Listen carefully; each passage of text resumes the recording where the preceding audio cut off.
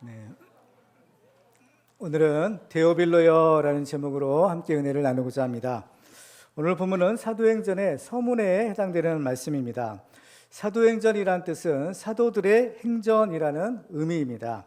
영어로는 Acts 또는 Acts of the Apostles 이렇게 이제 영어의 제목이 달려 있는데요. 그 Acts라는 뜻은 말 그대로 행함, 행하다라는 뜻입니다. 그러니까 사도행전은 사도들의 행함을 기록한 책이라는 뜻입니다. 그런데 이 사도들의 행함이라는 것은 먼저 예수님의 행함을 전제로 하는 말입니다. 사도행전을 기록한 누가는 신약성경 중에서 누가복음과 사도행전이라는 두 권의 책을 썼습니다. 그런데 이 두 권의 책은 서로 별개의 책이 아니라 두 권으로 된 하나의 책입니다. 요즘에도 어떤 책을 낼 때에 상권, 하권 또는 1권, 2권, 3권 같이 어떤 시리즈로 이제 책을 내는 것과 같은 이치입니다. 근데 누가 시대에는 특별히 요즘처럼 그런 좋은 종이가 없었기 때문에 파피루스나 또는 짐승의 가죽에다가 글씨를 이제 기록했던 그러한 시대였습니다. 근데 그 당시에 생산되었던 이 두루마리의 분량이 지금의 누가복음이나 또는 사도행전에 기록된 그 분량과 정확하게 일치한다라는 사실을 발견할 수가 있습니다. 이 누가가 기록한 누가복음과 사도행전은 바로 신약성경 전체의 약 4분의 1에 해당될 정도로 매우 방대한 분량입니다. 그렇기 때문에 이 누가의 기록은 우리들이 신앙생활하는 데 있어서 매우 중요한 역할을 하고 있다는 것을 알 수가 있어요. 누가가 이 사도행전을 시작하는 서문에서 먼저 예수님의 행전을 그 요약해서 기록한 까닭은 바로 이 사도행전에 있기 위해서는 먼저 누가복음이 있어야만 했기 때문입니다. 즉 예수님의 행전이 없다면 이 사도들의 행전도 있을 수가 없는 것입니다. 그래서 사도행전에 기록된 이 사도들의 행전은 누가복음에 기록된 그 예수님의 행전과 정확하게 일치한다는 것을 발견할 수가 있습니다. 따라서 우리는 이 사도행전의 사도들의 행전에서 바로 누가복음의 예수님의 모습을 발견할 수가 있는 것입니다. 이것은 오늘날 예수님을 믿는 우리 성도들이 존재할 수 있는 까닭도 먼저는 예수님이 하늘 보좌 영광을 버리시고 이 땅에 오셨기 때문인 것과 같은 이치라고 볼 수가 있을 것입니다. 2000년 전의 사도들이 예수님의 행하심을 보고 듣고 또 그 가르침을 받아 예수 그리스도의 증인으로 이 오늘 본문에 있는 사도행전을 펼쳐나간 것처럼 오늘날 예수를 믿고 구원받은 우리 성도님들도 이 시대의 예수 그리스도의 증인으로서 바로 우리들의 사도행전을 펼쳐나가야 하는 것입니다. 사도라는 것은 예수 그리스도의 증인이 되라라는 사명을 받은 예수님의 본래의 12제자를 가리키는 말입니다. 오늘날 우리들은 예수님의 그 12사도들은 아니겠지만 그 사도들과 동일한 사명을 받은 사람들입니다. 예수님께서 그 사도들에게 주신 그 명령과 오늘날 우리 모든 그리스도인에게 주신 명령이 정확하게 일치한다라는 것입니다. 이것은 바로 오늘을 살고 있는 우리들이 바로 예수님께서 주신 그 사도적 사명을 감당해야 된다는 것을 의미하는 것입니다. 그렇기 때문에 우리가 어떻게 이 사명을 감당할 수 있을 것인가? 우리가 먼저 앞선 시대에 살았던 그 사도들의 행전을 통해서 우리는 그 비결들을 발견할 수 있으리라 생각이 됩니다. 오늘 우리들은 주시는 말씀을 통해서 우리 모두가 바로 이 시대에 사도적 사명을 감당하는 충성된 주의 종들이 다 되시기를 주님의 이름으로 축원합니다. 자, 오늘 말씀을 통해서 우리들은 우리가 사도적 사명을 감당하기 위한 세 가지 비결을 발견하고자 합니다. 첫 번째로는 우리는 복음을 전하기에 힘을 써야 합니다. 오늘 본문에서 보면 누가는 자기가 누구를 향해서 누구에게 이 글을 쓰고 있는지를 밝히고 있죠. 오늘 보면 1절과 2절을 같이 읽도록 하겠습니다. 시작. 데오빌로여, 내가 먼저 쓴 글에는 물론 예수께서 행하시며 가르치시기를 시작하심부터 그가 택하신 사도들에게 성령으로 명하시고 승천하신 날까지의 일을 기록하였노라. 아멘. 여기서 보면 네가라는 말이 나옵니다. 여기서 네가는 바로 이 글을 기록한 누가 자신을 가리키는 말이고, 이 누가가 먼저 쓴 글이라고 말하는 것은 바로 먼저 기록한 누가복음을 의미하는 말입니다. 그래서 이 누가는 누가복음과 사도행전을 기록했는데 이 두 권은 별개의 책이 아니라 하나의 책이라고 했어요. 사실 이 누가복음과 사도행전 사이에는 이 요한복음이 있기 때문에 얼핏 보아서는 이 두 권 사이의 관계를 잘 알아보기가 어려운 것입니다. 그렇지만 우리가 이 성경을 자세하게 읽어보면 이 두 권이 모두 데오빌로라는 동일한 한 사람을 수신자로 기록된 한 권의 책이다라는 사실을 발견할 수가 있는 것입니다. 그래서 누가복음 1장의 서문을 보면 이렇게 기록하고 있는 것을 보게 됩니다. 제가 읽어보도록 하겠습니다. 누가복음 1장 1절로 4절의 말씀입니다. 우리 중에 이루어진 사실에 대하여 처음부터 목격자와 말씀에 일꾼된 자들이 전하여 준 그대로 내력을 저술하려고 붓을 든 사람이 많은지라. 그 모든 일을 근원부터 자세히 미루어 살핀 나도 데오빌로 각하에게 차례대로 써 보내는 것이 좋은 줄 알았노니 이는 각하가 알고 있는 바를 더 확실하게 하려 함이로라. 우리는 여기서 누가가 왜 이 책을 기록했는지 그 목적을 발견하게 됩니다. 그것은 바로 이 데오빌로라는 사람에게 복음을 전하기 위해서였습니다. 누가는 그 직업이 의사였다고 하고 또 신실한 그리스도인이었습니다. 그래서 누가는 바울이 선교 여행을 다닐 때 바울과 동행하면서 그 바울의 전도 현장에 함께 있었고 또 여러 사도들을 통해서 그 예수님의 행적을 자세하게 알게 되었던 것입니다. 근데 누가는 어떻게 해서 오늘 본문에 있는 이 데오빌로를 알게 되었는지는 우리는 알 수는 없어요. 그렇지만 누가는 바로 이 데오빌로에게 복음을 전하려고 했고 그 목적을 위해서 바로 이 누가복음과 사도행전을 기록하는 것입니다. 근데 성경을 보면 복음서를 기록한 복음서의 저자들은 모두가 다 동일한 목적을 가지고 붓을 들었다라는 사실을 발견할 수가 있습니다. 요한복음 20장 31절 말씀을 같이 읽겠습니다. 시작.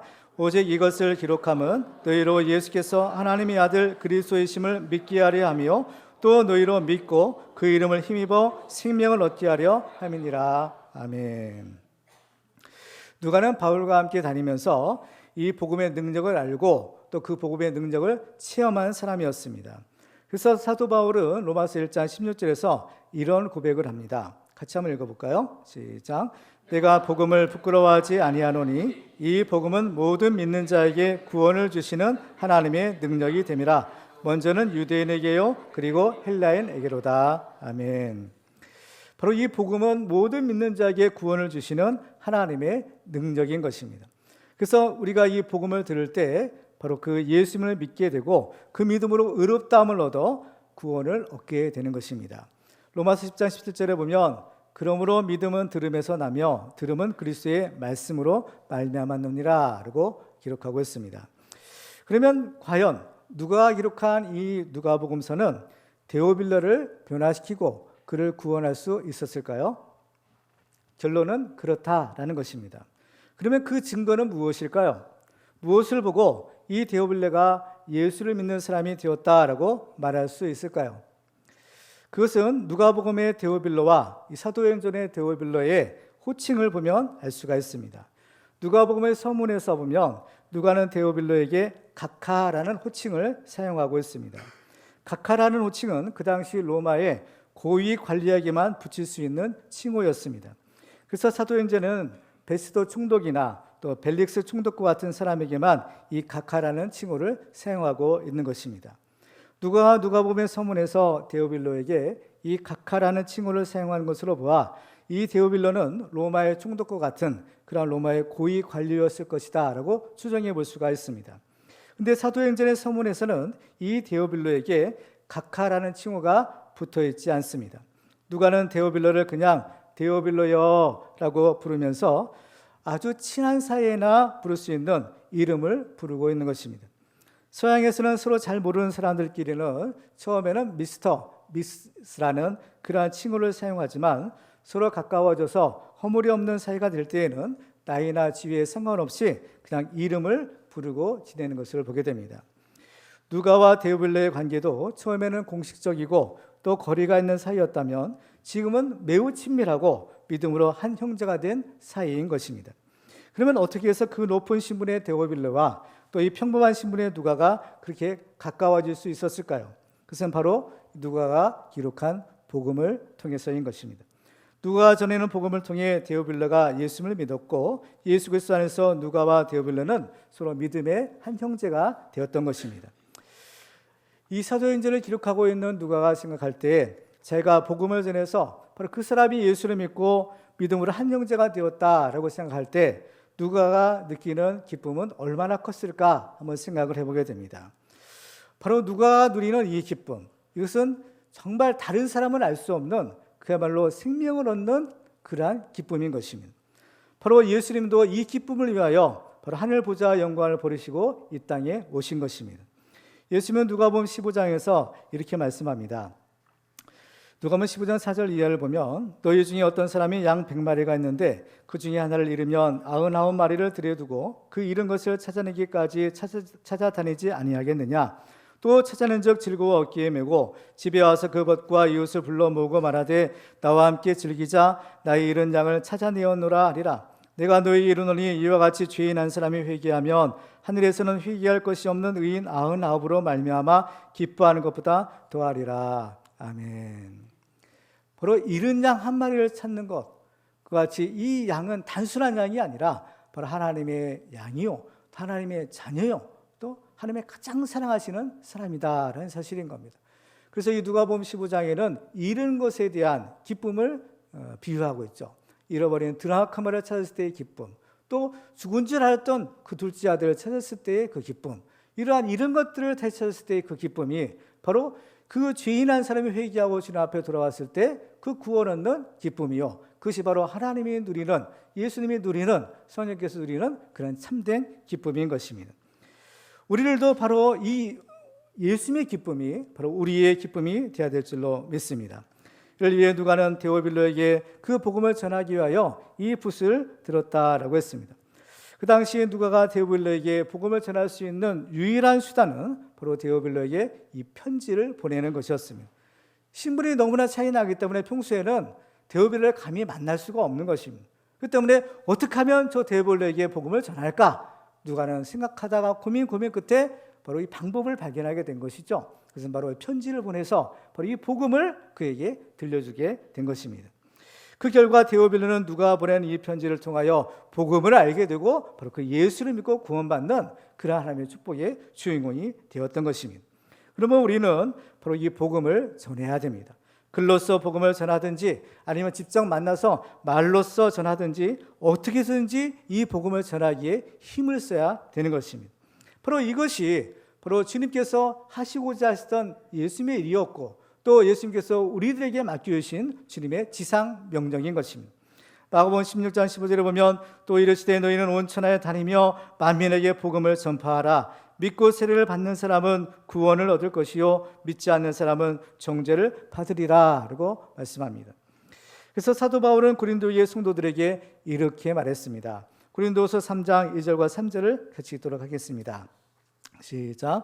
너희는 우리의 편지라 우리의 마음에 썼고 무사람이 알고 읽는 바라. 너희는 우리로 말미암아 나타난 그리스도의 편지니 이는 먹으로 쓴 것이 아니요 오직 살아계신 하나님의 영으로 쓴 것이며 또 돌판에 쓴 것이 아니요 오직 육의 마음판에 쓴 것이라. 아멘. 그렇습니다. 누가 데오빌로에게 쓴 이 편지가 그로 하여금 예수를 믿고 구원에 이르게 한 것처럼 우리들도 바로 예수 그리스도의 편지가 되어 많은 사람들을 구원해내는 그러한 이 시대의 사도들이 다 되시기를 주님의 이름으로 축원합니다. 두 번째로 우리가 이 사도적 사명을 감당하기 위해서는 하나님의 나라의 일에 헌신해야 됩니다. 오늘 본문에서 누가는 예수께서 부활하신 이후에 하신 일에 대해서 이렇게 기록하고 있습니다. 3절을 같이 읽겠습니다. 시작. 그가 고난 받으신 후에 또한 그들에게 확실한 많은 증거로 친히 살아계심을 나타내사 40일 동안 그들에게 보이시며 하나님 나라의 일을 말씀하시니라. 아멘. 예수님이 부활하고 나서 40일 동안 제자들과 함께 있으면서 하신 일이 뭐냐? 바로 하나님 나라의 일을 말씀하셨다라는 것입니다.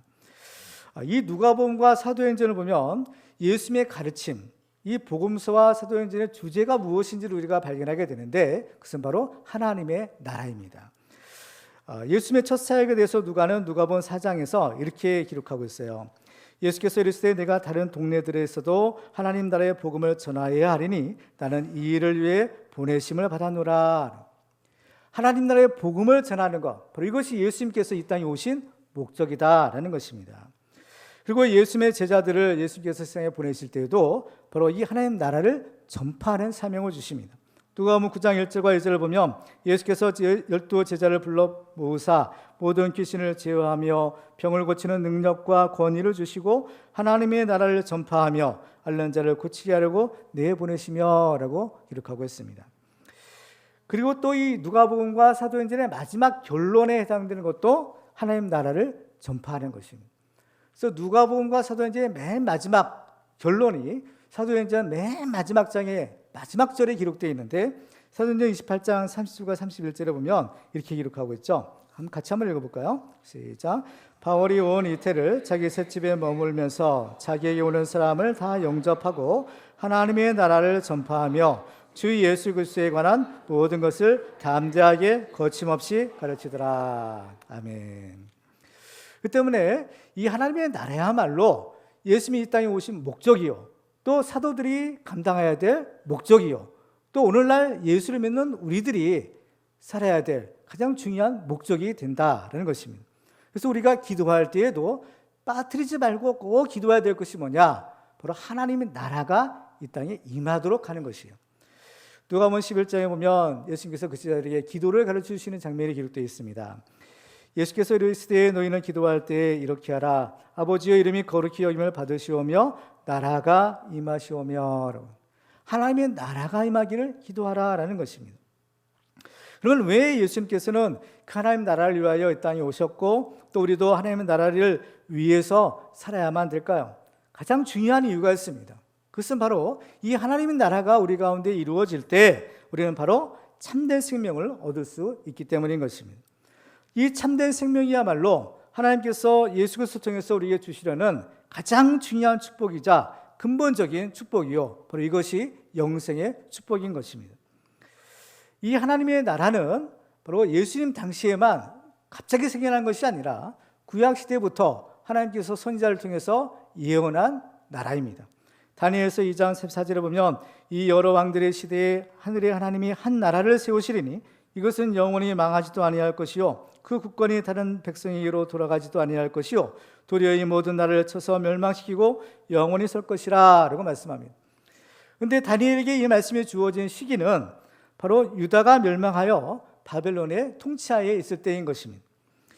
바로 그때부터 예수님 당시에 이르기까지 그 고난받는 유대인들은 이 말씀을 근거로 하나님 나라에 대한 꿈을 키워왔습니다. 그런데 그들의 꿈꾸는 하나님의 나라는 이 땅에 오시는 메시아가 압제받는 그 로마 제국을 몰아내고 강력한 나라를 세우는 지극히 현세적이고 또 세속적인 정치적인 의미의 나라였던 것입니다. 그렇지만 정작 메시아 오르신 예수님의 나라는 그들이 기대했던 이 세상의 나라가 아니었다라는 것을 성경은 기록합니다. 빌라도 총독이 예수님에게 내가 유대인의 왕이냐라고 물었을 때 예수님은 이렇게 대답하십니다. 요한복음 18장 36절에 보면 예수께서 대답하시되 내 나라는 이 세상에 속한 것이 아니니라. 만일 내 나라가 이 세상에 속한 것이었더라면 내 종들이 싸워 나로 유대인들에게 넘겨지지 않게 하였으리라. 이제 내 나라는 여기에 속한 것이 아니니라 라고 말씀합니다. 예수님의 나라, 하나님의 나라는 이 세상에 속한 것이 아니다라는 것. 그리고 또 이 예수님의 나라는 그러면 어떻게 임하는 것이냐라는 것. 누가복음 17장 20절에 보면 이렇게 성경을 기록합니다. 바리새인들이 하나님의 나라가 어느 때에 임하나이까 묻거늘 예수께서 대답하여 이르시되 하나님의 나라는 볼 수 있게 임하는 것이 아니요 또 여기 있다 저기 있다고도 못하리니 하나님의 나라는 너희 안에 있느니라. 하나님의 나라가 너희 안에 있다는 것, 예수를 믿는 너희 안에 있다는 것, 예수 그리스도를 믿고 그 예수님을 주님으로 모시고 그 주님의 말씀에 순종하는 너희 안에 바로 이 하나님의 나라가 있다라고 선언하시는 겁니다. 그러니까 이 하나님의 나라는 영토적인 개념이 아니라 바로 통치의 개념이다라는 사실을 알게 됩니다. 그러니까 하나님을 내 인생의 최고의 주권자로 모시고 그 말씀에 순종하는 사람, 그 사람에게는 바로 하나님이 다스리시는 하나님의 나라가 이루어지는 것입니다. 그 때문에 예수를 모시고 하나님의 주권을 인정하는 그 사람이 바로 하나님의 나라인 천국의 축복을 누리고 살 수가 있는 것입니다. 그렇기 때문에 이 하나님의 나라는 죽어서만 가는 천국이 아니라 이 세상에서도 우리가 누릴 수 있는, 바로 이 세상에서도 누릴 수 있는 하나님 나라 천국의 축복인 것입니다. 그래서 예수를 모시고 사는 사람들은, 그 예수의 말씀에 순종하여 사는 우리들은 이제 이 세상에서도 바로 이 하나님 나라의 천국의 축복을 맛보며 사는 것입니다. 여러분들은 예수를 믿고 있습니까? 예수님을 여러분의 주님으로 모시고 그 말씀에 순종하며 살고 있습니까? 그러면 여러분의 심령과 여러분의 삶 가운데, 여러분의 가정 가운데는 이미 하나님의 나라가 이루어지고 있는 것입니다. 이 하나님의 나라를 우리가 누리고 하나님과 동행하며 주님과 동행하는 삶을 살아야만 우리 일상에서도 천국의 삶을 누릴 뿐만 아니라 우리가 죽어서도 하나님 나라에 계속해서 갈 수가 있는 것입니다. 그래서 이 하나님의 나라가 임하는 사람, 바로 그 사람이 받는 축복이 바로 영생의 축복, 생명의 축복인 것입니다. 이 세상에서 가장 귀한 것이 있다면 그것은 바로 생명이라고 했고 자기의 목숨이라고 했습니다. 마태복음 16장 26절을 보면 사람이 만일 온 천을 얻고도 제 목숨을 잃으면 무엇이 유익하리요? 사람이 무엇을 주고 제 목숨과 바꾸겠느냐라고 말씀합니다. 그렇죠. 이 세상 전부를 다 가진다 하더라도 그 목숨을 잃어버리면 아무짝에도 소용이 없는 것입니다. 그러면 가장 귀한 것이 생명이건만 그러면 과연 누가 나에게 이 참된 생명을 줄 수 있겠습니까? 그것은 바로 예수 그리스도인 겁니다. 요한복음 3장 16절에 보면 하나님이 세상을 이처럼 사랑하사 독생자를 주셨으니 이는 그를 믿는 자마다 멸망하지 않고 영생을 얻게 하려 하심이라. 하나님이 우리에게 주시는 영생, 그 영생을 예수 그리스도에게 주셔서 그 예수님이 그 영생을 가지고 이 땅에 오시고 예수님은 우리들에게 바로 이 영생의 축복을 주시는 겁니다. 그래서 요한복음 11장 25절에 보면 예수께서 이르시되 나는 부활이요 생명이니 나를 믿는 자는 죽어도 살겠고 무릇 살아서 나를 믿는 자는 영원히 죽지 아니하리니 이것을 내가 믿느냐라고 말씀합니다. 요한복음 14장 6절에 보면 예수께서 이르시되 내가 곧 길이요 진리요 생명이니 나로 말미암지 않고는 아버지께로 올 자가 없느니라라고 말씀합니다. 그렇기 때문에 그 예수님을 믿고 그 예수님의 말씀에 순종하는 사람, 그 사람에게는 이미 하나님의 나라가 임하는 것입니다. 요한복음 5장 24절에 보면 내가 진실로 진실로 너에게 이르노니 내 말을 듣고 또 나 보내신 이를 믿는 자는 영생을 얻었고 심판에 이르지 아니하나니 사망에서 생명으로 옮겼느니라 라고 말씀합니다. 이것은 앞으로가 아니라 이미 완료형으로 이루어졌다라는 것입니다. 요한복음 6장 37절에도 진실로 진실로 너에게 이르노니 믿는 자는 영생을 가졌나니 라고 말씀하고 있습니다. 이미 예수를 믿는 너희들에게는 영생이 주어졌다. 영생이 너희 안에 있다 라고 말씀하는 겁니다. 그 때문에 이제 우리들은 과연 무엇을 위해 살아야 될 것인가 라는 것. 그것은 바로 하나님의 나라인 것입니다. 마태복음 6장 33절을 같이 읽도록 하겠습니다. 시작. 그런즉 너희는 먼저 그의 나라와 그 일을 구하라. 그러면 이 모든 것을 너희에게 더하시리라. 아멘. 그런즉이에요. 결론인 겁니다. 그런즉 너희는 먼저 그의 나라와 그 일을 구하라는 것입니다. 여기서 보면 우리는 먼저라는 단어에 항상 주목할 필요가 있다라고 했어요. 신앙생활이라는 것은 항상 우선순위를 잘 정해야 되는 것입니다. 하나님 제일주의, 하나님 중심주의 삶이 바로 하나님을 섬기는 우리의 신앙생활이 되어야 하는 것입니다. 그래서 우리는 이 하나님 나라를 위해서 바로 우리의 전부를 다 바치고 하나님 나라를 위해서 헌신해야 되는 것입니다. 마태복음 13장에는 예수님께서 주신 여러 가지 천국의 비유들이 기록되어 있습니다. 거기에 예수님께서 이런 말씀을 주시죠. 마태복음 13장 14절 이하를 보면 이렇게 기록합니다. 같이 한번 읽겠습니다. 시작. 천국은 마치 밭에 감추인 보화와 같으니 사람이 이를 발견한 후 숨겨두고 기뻐하며 돌아가서 자기의 소유를 다 팔아 그 밭을 사느니라. 또 천국은 마치 좋은 진주를 구하는 장사와 같으니 극히 값진 진주 하나를 발견하며 가서 자기의 소유를 다 팔아 그 진주를 사느니라. 아멘. 누가 자기 소유를 다 팔아 그 밭을 사고 그 진주를 사겠습니까? 바로 거기에 보화를 발견한 사람, 그 보화의 가치를 발견한 사람만이 바로 이런 일을 능히 할 수 있는 것입니다. 우리가 이 하나님 나라를 위하여 우리의 모든 것을 다 바치고 헌신해야 될 가장 중요한 이유는 바로 하나님 나라가 우리에게 임할 때 우리에게는 가장 중요한 생명을 얻을 수 있다라고 했어요. 바로 이 하나님 나라를 위해서 살아야 할 때 우리들은 하나님께서 예수 그리스도를 통해 주시는 참된 생명인 영생을 얻을 수가 있는 것입니다.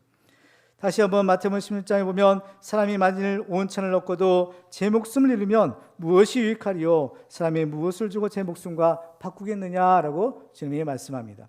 우리도 정말 하나님의 나라를 위해서 정말 헌신함으로 가장 귀한 이 영생의 축복을 얻는 이 시대의 모든 순수된 사도들이 다 되시기를 주님의 이름으로 축원합니다.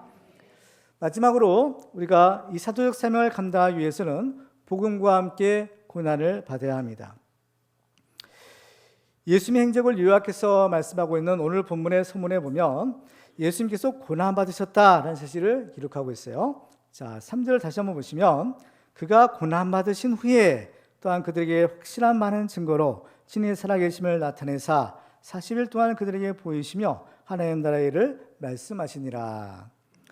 자, 이 마태, 마가, 누가, 요한 이 사복음서 이 공통되는 주제가 있어요. 최고의 복음서의 하이라이트가 있다면 그것은 바로 예수 그리스도의 부활인 겁니다. 죽음에서 되살아나신 것. 만약 예수님이 죄와 사망 권세를 이기고 부활하지 않으셨다면 예수님은 우리의 구세주가 될 수 없었을 것입니다. 그런데 이렇게 영광스러운 승리의 부활을 있기 위해서는 반드시 먼저 이 십자가의 고난과 죽으심이 있어야만 했습니다. 부활이라는 것은 죽었다 살아나는 것이잖아요. 이 부활이 있기 위해서는 반드시 먼저 십자가의 고난과 죽음이 있어야만 이 부활이 있는 것입니다. 그렇기 때문에 예수 그리스도의 복음의 핵심에는 반드시 예수님의 부활과 함께 예수님의 고난받으심과 십자가의 죽음이 들어있는 것입니다. 이것이 바로 예수 복음의 핵심입니다. 이것이 바로 케리그마라고 하는 것인데 이 케리그마 안에는 바로 반드시 십자가의 고난과 죽으심 그리고 이 부활이 빠져서는 안 되는 것입니다. 그래서 사도신경에서 우리는 하나님에 대한 신앙을 고백하잖아요. 삼위일체 하나님에 대한 우리의 신앙을 고백할 때 특히 성자 하나님인 예수 그리스도에 대한 우리의 신앙을 고백합니다. 거기서 보면 나는 그의 유일하신 아들 예수 그리스도를 믿습니다. 그는 성령으로 잉태되어 동정녀 마리아에게서 나시고 본디오 빌라도에게 고난을 받아 십자가에 못 박혀 죽으시고 장사된 지 사흘 만에 죽은 자 가운데서 다시 살아나셨으며 라고 우리 믿음을 고백하잖아요. 가장 압축적이고 가장 핵심적인 신앙의 요체 거기에 바로 예수의 고난과 죽으심이 들어있는 겁니다. 그렇기 때문에 이 복음에는요 반드시 이 고난이 빠져서는 안 되는 겁니다. 고난이 필수적인 요소라는 거예요. 복음의 능력이라는 것은 모든 믿는 자를 구원하시는 하나님의 능력이라고 했어요. 그렇죠? 근데 이 복음이 이 모든 사람을 구원하는 죽은 자를 살리는 생명의 말씀이 되기 위해서는 반드시 고난의 죽음이 전제되는 것입니다. 이게 고난의 신비예요. 이것은 이 구원의 원리뿐만 아니라 모든 자연의 이치와도 똑같은 것입니다. 생명을 얻기 위해서는 우리 하나님께서 예수 그리스도에서 우리 참된 생명 영생을 주시잖아요. 이 생명을 얻기 위해서는 단지 먼저 생명을 버리는 일이 먼저 있어야 된다는 겁니다. 그렇죠? 요한복음 12장 24절을 같이 읽겠습니다. 시작. 내가 진실로 진실로 너희에게 이르노니 한 알이 미리 땅에 떨어져 죽지 아니하면 한 알 그대로 있고 죽으면 많은 열매를 맺느니라. 아멘. 그 때문에 이 생명을 얻기 위해서는 먼저 생명을 버려야 되는 것이 자연 법칙이기도 하고 또한 영적인 불변의 진리인 것입니다. 지금의 계절이 바로 결실의 계절 가을이죠. 벌써 논에는 벼가 누렇게 익어서 추수를 기다리고 있습니다. 근데 이 벼가 자라서 이 가을에 열매를 맺는다라는 것은 다른 측면에서 보면 이 벼가 이제 자기 생명을 잃어버린 거예요. 자기 생명을 버리는 시기가 됐다라는 것입니다. 1년생 장물인 벼는 가을이 되면 누렇게 되어서 죽게 됩니다. 그렇지만 이 벼는 죽음으로 끝나는 것이 아니라 열매를 맺어서 이제 그 열매, 그 씨가 내년 봄에 땅에 뿌려지고 그 씨를 통해서 더 많은 벼들이 자라게 되는 것입니다. 만약 이 벼가 죽지 않으려고 버틴다면 또 그래서 이 벼가 그야말로 제가 원하는 대로 영원히 살 수 있다면 그 벼는 벼 한 가닥에 불과할 것입니다.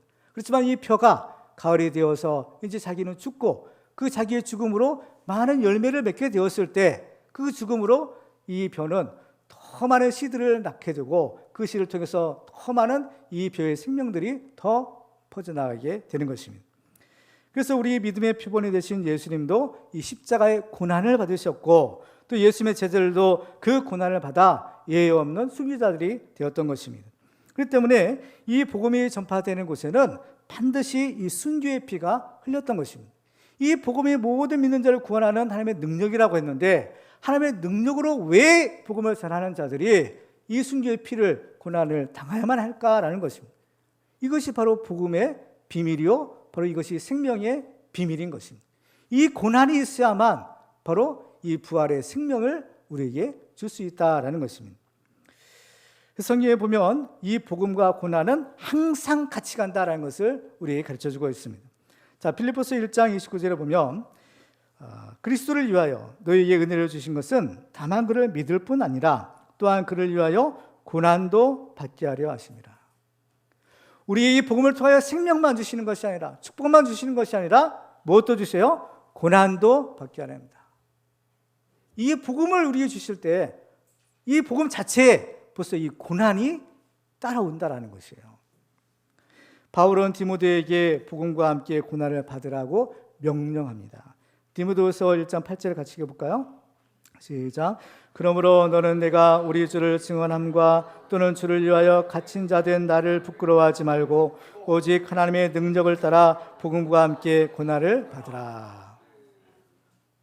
복음과 함께 뭘 받아요? 고난을 받으라. 명령이에요. 복음을 받아야 된다는 거예요. 근데 여기서 주목할 것은 복음과 함께 고난을 받으라 앞에 무엇이 있어요? 오직 하나님의 능력을 따라는 거예요. 하나님의 능력을 따라 고난을 받으라는 겁니다. 하나님의 능력으로 우리는 고난을 피하고 싶습니다. 고난을 회피하고 싶어요. 고난을 벗어나고 싶어요. 이게 하나님의 능력으로 우리는 알고 있지만 오히려 사도 바울은 하나님의 능력을 따라 고난을 받으라는 겁니다. 복음과 함께 고난을 받아야 된다는 겁니다. 그리고 이 말을 한 바울도 자기 자신이 극심한 고난을 받았던 겁니다. 고린도서 11장 13절에 보면 내가 수고를 넘치도록 하고 옥에 갇히기도 더 많이 하고 매도 수없이 맞고 여러 번 죽을 뻔하였으니 유대인들에게 40에 하나 감한매를 5번 맞았으며 3번 태장으로 맞고 1번 돌로 맞고 3번 파선하고 일주야를 깊은 바다에서 지냈으며 여러 번 여행하면서 강의 위험과 강도의 위험과 동족의 위험과 이방인의 위험과 시내의 위험과 광야의 위험과 바다의 위험과 거짓 형제 중에 위험을 당하고 또 수고하고 애쓰며 여러 번 자지 못하고 줄이고 목마르고 여러 번 굶고 sul고 헐벗었다는 거예요. 이 극심한 이런 온갖 종류의 고난을 바울 자체가 받았던 겁니다.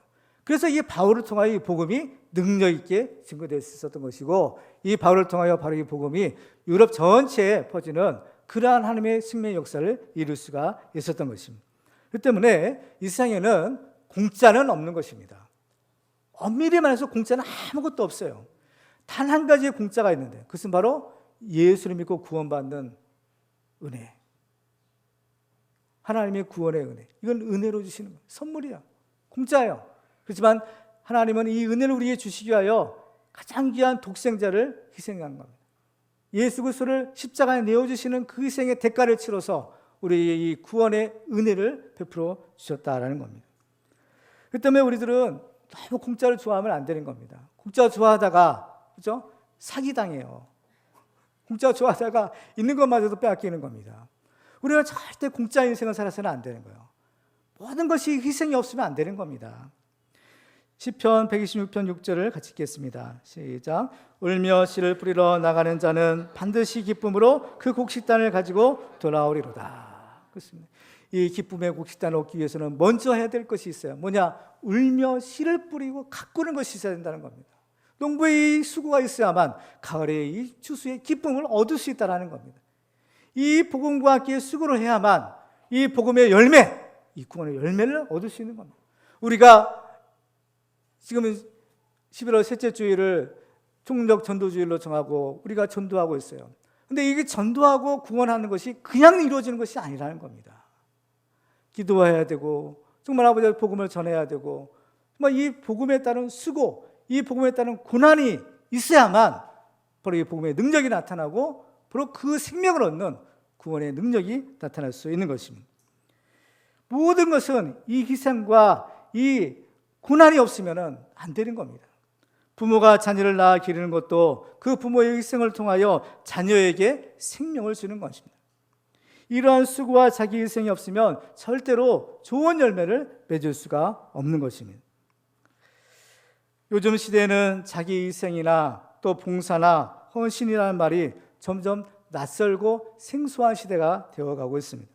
그렇지만 적어도 예수를 믿고 구원받는 우리들은 우리를 위하여 자기 하나밖에 없는 독생자를 내어주신 그 하나님의 사랑을 생각해야 합니다. 그리고 우리를 위하여 십자가의 고난과 죽음을 당한 그 예수 그리스도의 은혜를 기억해야 되는 것입니다. 오늘 우리가 이 성만찬을 해하면서 받아 먹으라, 이것은 너희를 위하여 주는 내 몸이라 하셨고, 마시라, 이 잔은 내가 너희를 위하여 흘리는 바로 새 언약의 피라고 말씀하여 주셨습니다. 주님께서 자기의 모든 것을 위해 주시는 이 희생을 통해서 바로 우리가 새 생명을 얻고 구원받은 하나님의 자녀가 된 것입니다. 만일 우리가 진정으로 구원받은 사람이라면, 우리 속에 성령 하나님께서 역사하신다면 우리 이 복음과 함께 고난을 기꺼이 받아야 될 것입니다. 왜냐하면 이 고난이 어떠한 형태이건 간에 우리가 이 복음을 위하여 받는 고난은 우리가 장차 받을 영광에 비교할 수 없기 때문인 겁니다. 그 때문에 고난받는 것이 내게 유익이라고 했어요. 내가 예수를 믿는데 내가 왜 이런 고난을 받아야 되지? 내가 예수를 믿는데 왜 이런 어려움을 당해야 되지? 이렇게 생각할 필요가 없는 겁니다. 오히려 그 고난이야말로 그 복음에 동참하는 하나님의 은혜요, 하나님의 축복이요, 하나님의 기적의 도구가 되는 것입니다. 로마서 8장 16절 이하를 같이 읽도록 하겠습니다. 시작. 성령이 친히 우리의 영과 더불어 우리가 하나님의 자녀인 것을 증언하시나니, 자녀이면 또한 상속자 곧 하나님의 상속자요 그리스도와 함께한 상속자니, 우리가 그와 함께 영광을 받기 위하여 고난도 함께 받아야 할 것이니라. 생각하건대 현재의 고난은 장차 우리에게 나타날 영광과 비교할 수 없도다. 아멘. 그렇습니다. 복음을 위하여 이 고난받기를 마다하지 않았던 사도 바울, 그는 이제 이 마지막 세상을 떠나기에 앞서 하나님의 영광을 바라보며 이런 고백을 합니다. 디모데후서 4장 7절에 보면, 나는 선한 싸움을 싸우고 나의 달려갈 길을 마치고 믿음을 지켰으니 이제 오르는 나를 위하여 의의 면류관이 예비되었으므로 주고 의로우신 재판장이 그날에 내게 주실 것이며 내게만 아니라 주의 나타나심을 사모하는 모든 자에게 도니라. 아멘. 그렇습니다. 바로 우리들도 이 복음과 함께 고난을 받음으로 바로 주님의 예비하신 의의 면류관을 받고 또 우리를 통하여 이 생명의 역사가 일어나는 그러한 축복의 증언 되기를 주님의 이름으로 축원합니다. 말씀을 뵙겠습니다. 이제 오늘 시대를 살아가는 우리 예수를 믿는 그리스도인들은 주님 주시는 그 사도적 사명을 받은 사람들입니다. 이제 우리들은 그 예전에 예수님의 제자들처럼 복음을 전하기에 힘쓰고 하나님의 나라를 위하여 헌신하며 또 복음과 함께 기꺼이 고난을 받음으로 장차 주님께서 주시는 영원한 생명과 의의 면류관을 받는 축복의 주공들이 다 되시기를 주님의 이름으로 축원합니다. 기도하겠습니다. 오늘 주신 말씀